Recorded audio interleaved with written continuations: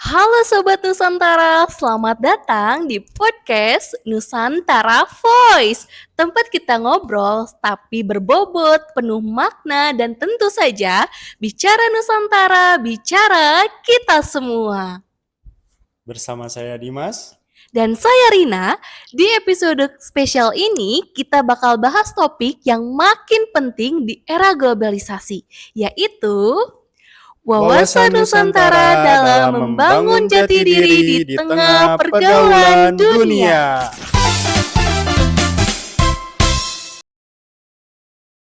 Nah, di sini kita gak cuman berdoaan doang loh. Di sini kita nanti bakal ada narasumber kece yang bakal hadir bersama kita. Yuk kita sambut Aji dan Faris. Assalamualaikum. Waduh, Dimas, apa kabar? Waalaikumsalam.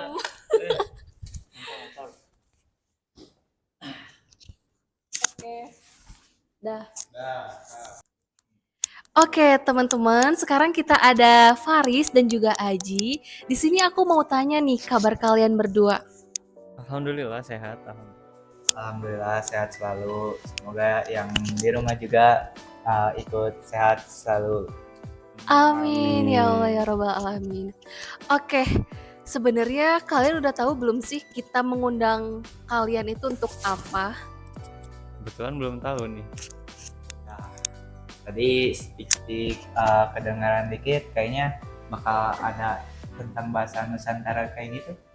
Ya, betul sekali teman-teman. Jadi sekarang kita itu bakal mengenalkan wawasan Nusantara dalam pergaulan internasional. Nah, di sini tuh aku pengen nanya mengenai apa sih sebenarnya jati diri dan wawasan Nusantara itu? Boleh dijelaskan nggak? Dimulai dari Aji.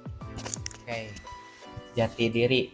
Kalau kita menyebutkan kata jati diri, berarti ini tuh identitas kita gitu sebagai kita bangsa Indonesia.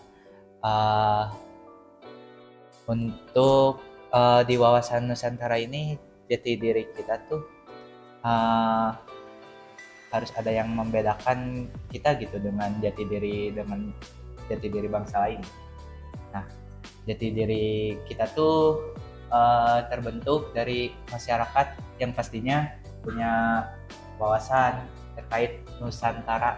Nah, Nusantara wilayah kita itu udah kayak GPS gitu ya. Kita sebagai bangsa Indonesia tuh kita cara memandang diri kita, terus wilayah kita Nusantara ini gitu berdasarkan hukum yang berlaku yaitu kayak Pancasila dan Undang-Undang Dasar 1945. Oke, terima kasih ya Aji.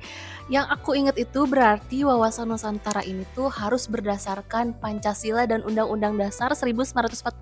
Betul ya? Seperti itu. Oke, berarti kalau misalnya dari tadi yang aku tangkep, wawasan Nusantara itu berarti gak cuman teori doang, betul gak? Ya, betul banget gitu. Jadi bagaimana cara kita memandang Nusantara ini, terus bagaimana kita uh, membuat jati diri kita gitu, membangun jati diri kita gitu di Nusantara ini. Kalau selain teori gitu. Oke, terima kasih ya Aji. Sekarang aku pengen ke Faris nih. Kan tadi tuh Dimas nanya, gimana sih wawasan Nusantara itu emang bukan cuma teori? Apakah seperti itu? Kalau dari aku sendiri sih ya aku setuju ya sama Aji karena kalau wawasan Nusantara itu emang apa tadi Ji? Ya, wawasan Nusantara ya bukan tentang teori yang tapi kita tuh membangun jati diri gitu kan. Oh ya, teori itu membangun jati diri kan. Jadi wawasan Nusantara itu tentang bagaimana kita bertindak sebagai warga negara Indonesia gitu. Oke, terima kasih. Sekarang kita lanjut ke pertanyaan berikutnya nih. Di tengah pergaulan dunia, apa sih peran Indonesia yang sebenarnya? Boleh dimulai dari siapa dulu? Gitu dulu. Boleh, dari Faris. Oke, jadi peran Indonesia di pergaulan dunia ya. Jadi kalau untuk peran Indonesia sendiri itu sebenarnya banyak ya karena salah satu syarat untuk menjadi sebuah negara itu kan harus diakui oleh bangsa negara lain kan. Jadi secara tidak langsung kita itu harus berkontribusi secara internasional gitu. Yang dimana Indonesia sendiri udah, yang aku tahu gitu, udah berkontribusi cukup banyak gitu di PBB ataupun tergabung di organisasi ASEAN, dan itu tuh udah salah satu cara Indonesia buat berperan dalam pergaulan internasional ini. Kalau dari Paris sendiri kan, kalau nggak salah Paris ini pernah pergi ke luar negeri gitu ya, jadi mahasiswa pertukaran. Nah, aku mau tahu nih pandangan Paris sendiri. Jadi gimana sih caranya menjaga jati diri kita, esensinya gitu, agar kita tuh tetap Indonesia gitu di luar sana. Oke, jadi gimana caranya biar kita tetap tidak melupakan ini ya, jati diri kita sebagai bangsa Indonesia gitu kan ya.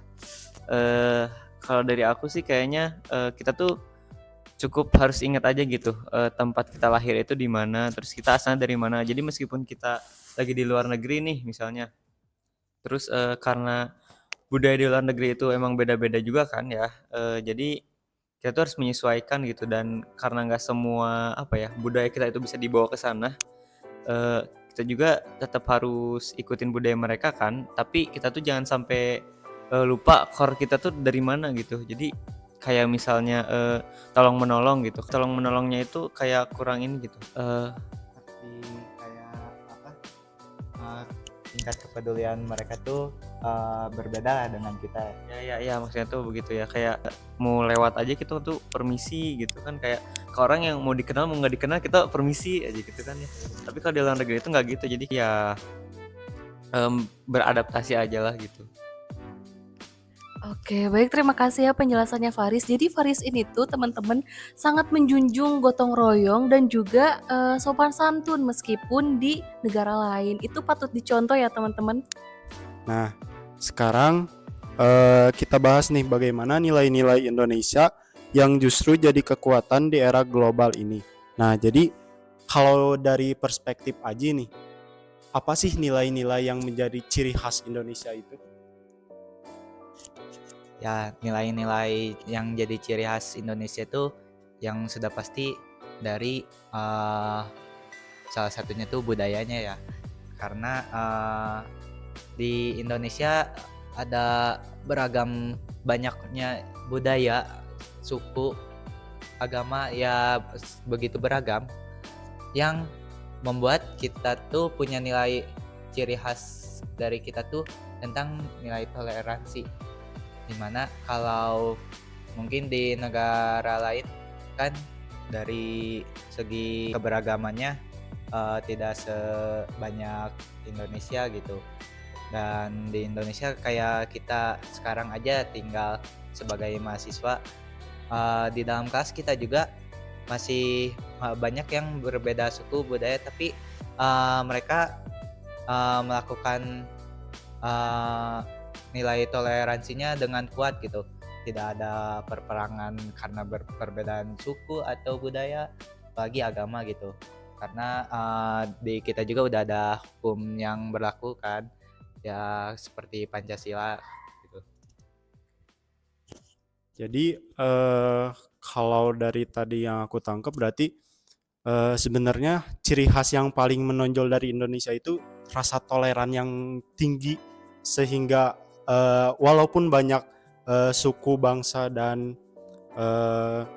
ras juga, mereka tetap bisa bersatu gitu. Oke, boleh lanjut mungkin. Oke, jadi guys nih, aku pernah baca di sebuah artikel dan jurnal bahwasanya nilai-nilai keindonesiaan yang relevan di era global itu ada 4 poin, yaitu ada gotong royong, musyawarah, semangat kebinekaan, dan juga ada toleransi. Nah, tanggapan kalian apakah itu benar atau salah? Boleh dijelaskan oleh Faris.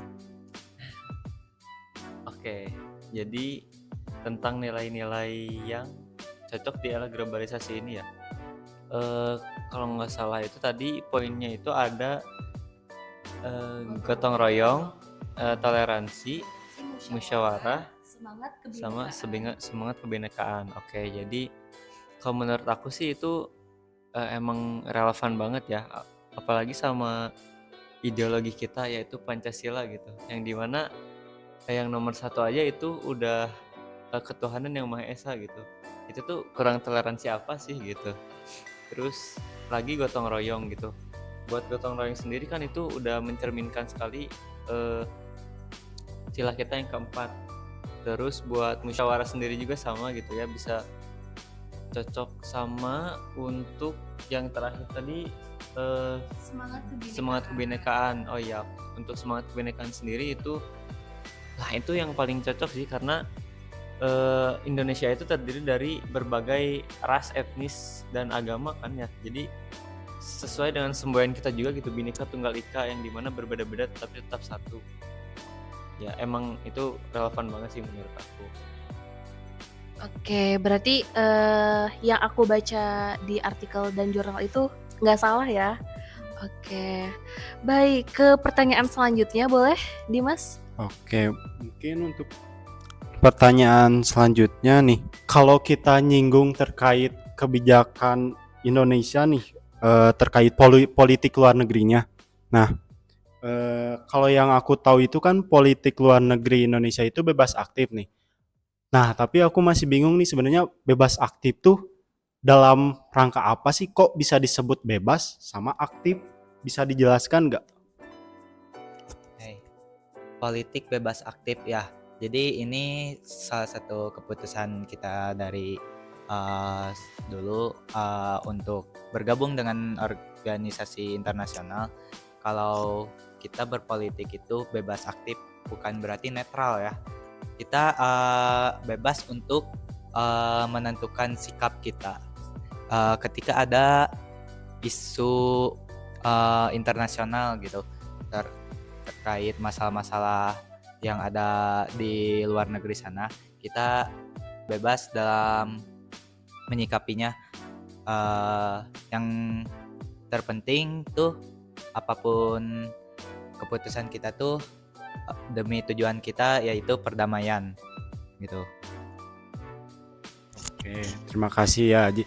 Oke, kalau semisalnya kalau gitu, kalau aku pikir-pikir berarti politik Indonesia di luar negeri itu fleksibel banget gitu kan ya? Bener gak sih? Ya, kefleksibelan kita tuh bisa dilihat dari kita juga tidak ikut dalam gerakan yang blok timur blok barat. Yang pasti kita tuh semua itu tujuannya untuk perdamaian. Kita tidak membeda-bedakan juga kan. Ya, cukup segitu. Oke, kan tadi tuh udah dibahas ya tentang bebas aktif secara umumnya. Aku tuh pengen tahu contoh dari politik luar negeri yang berbasis bebas aktif tapi bukan netral. Itu tuh ada nggak sih contoh secara nyatanya gitu? Bisa dikasih tahu nggak ke teman-teman nih yang belum tahu? Oke, contoh nyatanya tuh sikap kita waktu ingin mengubah nama dari Laut Cina Utara Laut Cina Selatan menjadi Laut Natuna Utara. Ini karena kita bertujuan untuk berdaulat gitu. Lalu ini juga emang sudah dilakukan oleh beberapa negara lain juga seperti Filipina. Mereka juga ikut untuk ingin merubah nama Laut Cina Selatan ini karena kita juga memiliki hak untuk mengubah nama itu gitu, karena wilayah-wilayah kita juga, dan ini juga sudah disetujui oleh PBB. Wow, jadi teman-teman, diplomasi Indonesia ini sangat kreatif dan juga punya ciri khas. Namun yang uniknya itu di Indonesia meskipun begitu tetap punya prinsip. Terima kasih ya Aji. Oke, mungkin lanjut ke pertanyaan selanjutnya ya. Jadi, nah kalau misalnya generasi kita nih ya, generasi sekarang pastinya gak bisa jauh banget gitu kan dari yang namanya media sosial. Nah, kalau menurut kalian sendiri dari yang telah kita bicarakan tadi terkait jati diri, gimana sih cara kita sebagai generasi muda untuk tetap bisa menjaga esensi jati diri Indonesia dalam diri kita tanpa terpengaruh dari yang namanya media sosial. Wow, pertanyaannya bagus sekali ya. Ini bagus untuk kita bahas. Boleh dari Faris dulu kali ya kita bahas. Aja dulu aja. Oh, boleh. Ya udah. Jadi kita membangun jati diri di tengah maraknya pengguna media sosial ya. Fun fact juga dari BPS, Badan Pusat Statistik Indonesia tuh, kita tuh pengguna media sosial platform TikTok itu mulai naik banget juga dari tahun ke tahun gitu. Dimana yang kita tahu ya, media sosial seperti ini tuh belakangan ini menimbulkan perdebatan karena dianggap terlalu cepatnya media informasi luar juga masuk ke dalam negeri kita. Ini bisa menjadi ancaman bagi jati diri kita sebagai masyarakat Indonesia dengan budaya yang kita punya gitu. Bisa menjadi melebur karena banyak diplomasi budaya luar negeri ke dalam negara kita dari media sosial ini. Contohnya kayak sekarang aja dari tren masa ke masa kayak di TikTok kan ada tren sound gitu, atau mungkin yang sangat terhighlight tuh ada yang namanya standar TikTok gitu. Jadi sebetulnya itu kan berarti bukan budaya kita gitu, dan terlihat juga budayanya tuh punya potensi bisa merusak budaya yang kita miliki gitu, karena tidak disikapi dengan cara yang baik. Tapi kita sebagai masyarakat Indonesia tuh seharusnya bisa membangun jati diri kita tuh di media sosial ini dengan yang namanya akulturasi juga kan, dimana kita bisa menerima budaya luar tapi tidak kehilangan dengan budaya kita sendiri gitu. Dan sampai banyak pemikiran kayak budaya luar itu lebih keren dari budaya kita. Oh, itu salah besar ya. Itu namanya tidak bertanggung jawab juga terhadap budaya sendiri gitu. Jadi seharusnya platform media sosial ini tuh bisa digunakan untuk kita justru mengenalkan budaya kita ke luar gitu, bukan kita yang terpengaruh oleh luar gitu. Seharusnya seperti itu. Terima kasih untuk Aji penjelasannya. Nah, kalau semisal tadi nih, kan Aji itu nge-mention yang namanya akulturasi. Kalau gak salah kan lawan katanya dari akulturasi itu asimilasi nih. Yang dimana kalau asimilasi itu adalah peleburan suatu budaya dalam negara ketika budaya luar masuk mempengaruhi gitu kan. Nah, jadi mungkin kesimpulan yang bisa aku tangkep tuh di sini, kita boleh saja gitu menerima budaya luar, tapi asalkan kita nggak melupakan siapa diri kita sebenarnya gitu. Identitas kita sebagai suatu bangsa itu jangan sampai lebur. Nah, jadi kalau menurut aku gitu ya, lebih baik kita menjaga asa dalam akulturasi dibandingkan asimilasi begitu. Boleh dilanjut. Wih, keren banget ya teman-teman. Oke teman-teman, yang udah disampaikan sama Aji dan juga Dimas itu benar-benar relate ya dengan kehidupan nyata. Dan juga saat ini tuh medsos jadi dua mata pisau, di mana kita tuh ingin mengenalkan budaya kita ke luar melalui sosial media, tapi di sisi lain juga kita mudah terpengaruh dengan budaya lain seperti itu. Oke, selanjutnya aku pengen denger nih tanggapan dari Faris bagaimana? Oke. Jadi kalau menurut aku sih ya, kan kalau di era globalisasi ini gitu ya, di mana media sosial itu udah sangat melekat di kehidupan kita gitu. Emang agak sulit buat menjauhkan media sosial di kehidupan kita. Nah, jadi kalau dari aku sendiri sih caranya biar kita nggak terlalu terpengaruh sama budaya luar, kita tuh harus ini nih, bikin apa ya, misalnya bikin kalau kita mau buat konten, kita tuh bisa bikin yang berunsur dari budaya kita gitu. Misalnya dari tari tradisional gitu. Kita tuh jangan mau kalah gitu sama tari K-pop yang kayak gitu kan.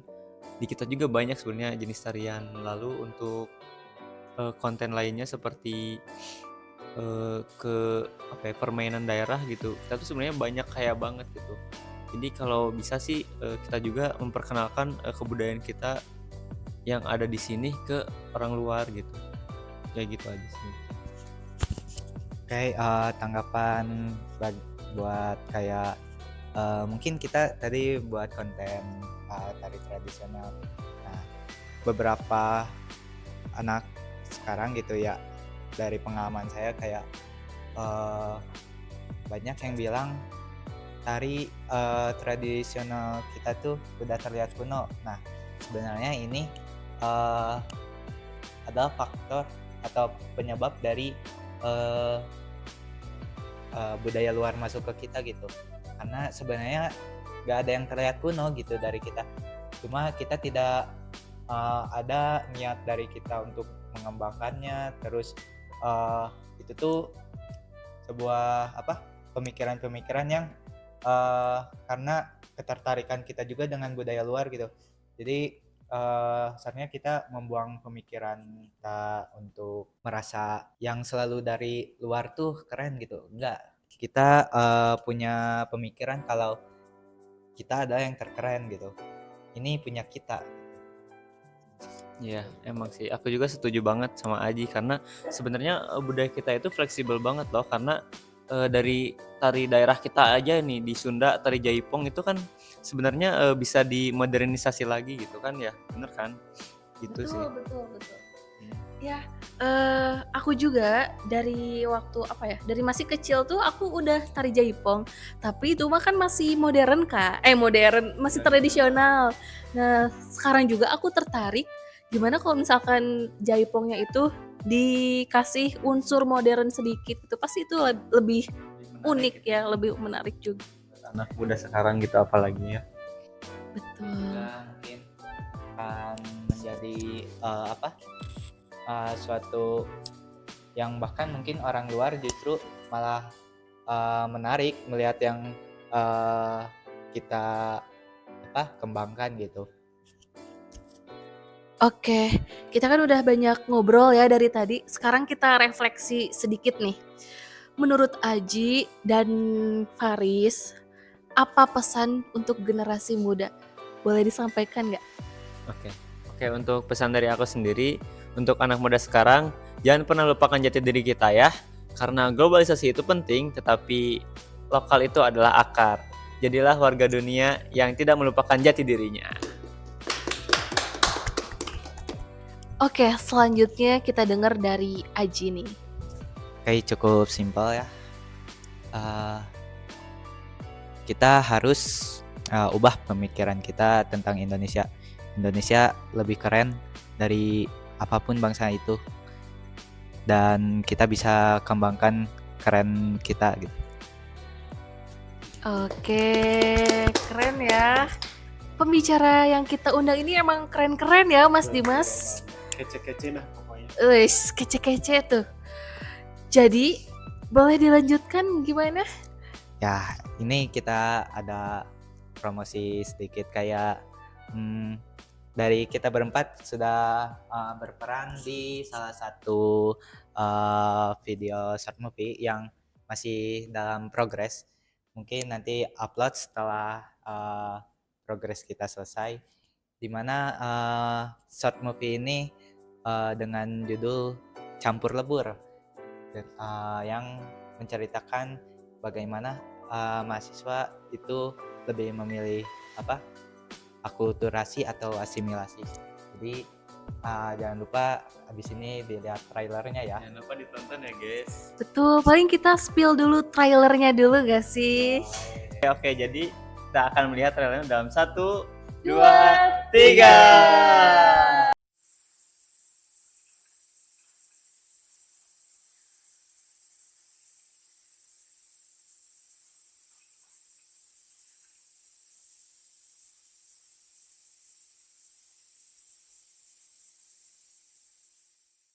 Si topiknya itu lumayan berat loh, tapi kayaknya seru banget deh. Apalagi kalau disambungin sama keadaan kita saat ini, kayaknya relate banget deh. Ya pasti relate sih, apalagi kita sekarang dapat informasi dengan mudah gitu di sosial media. Iya betul juga ya.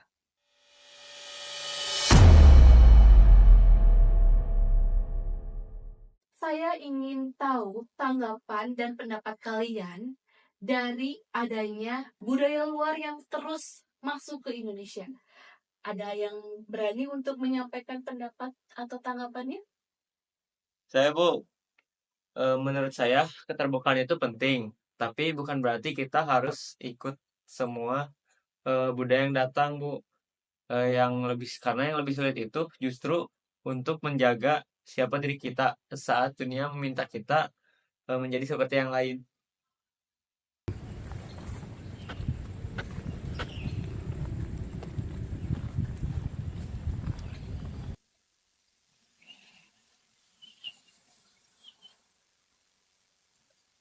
Kamu yakin dengan cara pandangmu itu? Aku rasa kalau kita seperti itu, kita bakal tertinggal. Ketinggalan itu bukan karena kita menjaga budaya kan, tapi karena kita seringkali minder. Kita bisa berkembang dengan budaya kita sendiri. Ini si Aslan bisa aku pengaruhi. Dia sudah setengah jalan. Kalau aku dorong sedikit lagi, dia pasti makin yakin sama budaya yang aku bawa.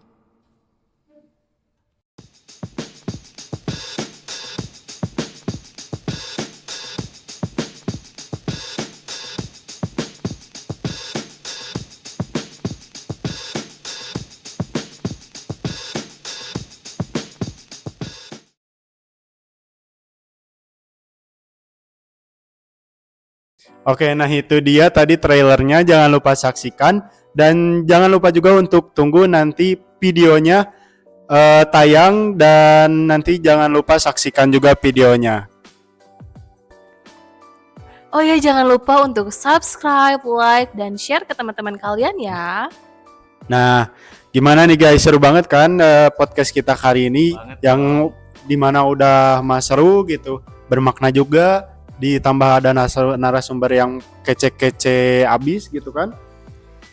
Betul, dan juga obrolan kita ini tuh sangat berdaging ya. Jadi kita tuh punya ilmu, terus punya wawasan dari mereka yang sudah berpengalaman di bidangnya gitu. Meskipun ini mereka masih mahasiswa, tapi mereka tuh aktif di keorganisasian dan bahkan ada yang menjadi mahasiswa pertukaran pelajar. Keren banget ya, Dimas. Keren banget dong. Oke, terima kasih banyak ya Faris dan juga Aji yang sudah berkenan hadir nih di podcast Nusantara Voice. Dan jangan lupa apa Dimas? Jangan lupa follow dan subscribe podcast Nusantara Voice. Yeay! Sama-sama juga ya buat Dimas sama Rina yang udah undang ke sini. Aduh, aku merasa terhormat banget loh diundang ke sini. Oke teman-teman, jangan lupa nonton podcast selanjutnya. Bicara Nusantara, bicara kita semua.